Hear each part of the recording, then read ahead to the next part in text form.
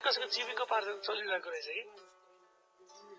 होइन मैले यसो विचार गर्दा अब त्यो हुन्छ नि यो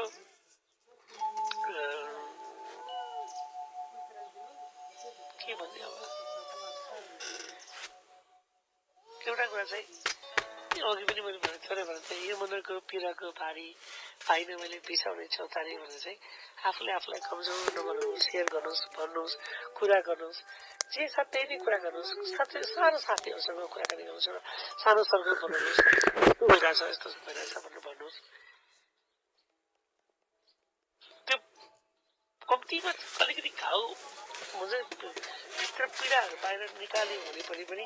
केही कुरा निको हुन सक्छ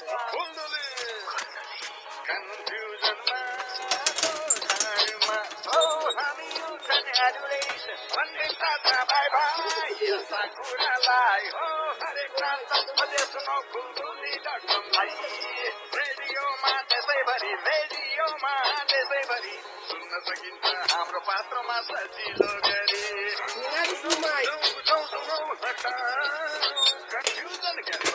Данил, зачем снимаешь?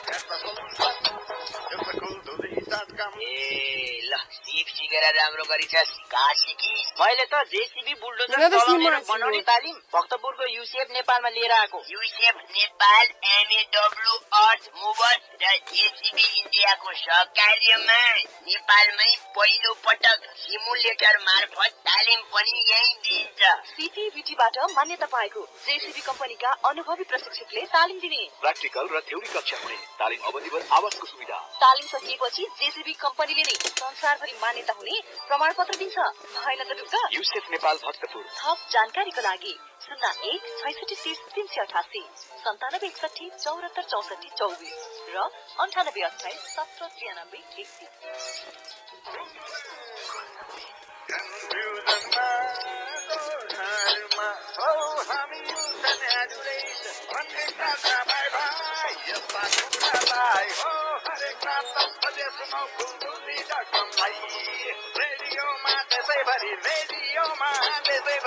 सुन्न सकिन्छ हाम्रो पात्रमा सजिलो गरे सुनौ बुझौ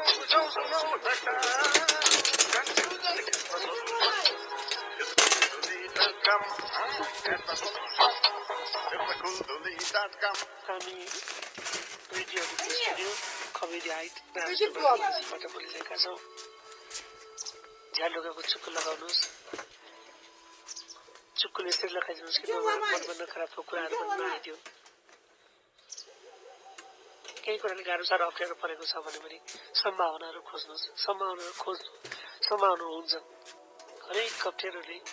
अवसर निम्ताउँछ साथै हरेक अप्ठ्यारोहरूसँग अवसर आउँछ साथै ढुक्क रहनुहोस् आज केही कसैले तपाईँलाई यो यस्तो फलानु यस्तो यो मान्छे यस्तो रहेछ यो बैमान रहेछ यस्तो रहेछ भन्लान् गाली गर्लान्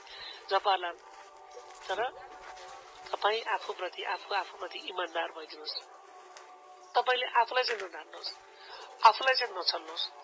आफूलाई चाहिँ कमजोर नबनाइदिनुहोस् समस्या त्यही नै राखिदिन्छ हो मै खराब हो मै बेइमानी हो म बेइमानी भएँ मैले सकिनँ किन नसक्ने तपाईँलाई गाह्रो कतिको तपाईँ चाहिँ के छ र गाह्रो कतिको तपाईँको को छैन आमा बुवा छोराछोरी सासू ससुरा छर छिमेकी टोल 5वटा अप्ठ्यारोबाट तपाईँ गुज्रिरहनु Почему не переобулся? 100वटा खुसीहरू छन् तपाईँ 5वटा समस्याबाट गुज्रिरहनु भएको अनि 5वटा समस्याबाट गुज्रिरहँदाखेरि 95वटा खुसी गुमाउन चाहनुहुन्छ नगुमाइदिनुहोस् Данил, тапки снимай.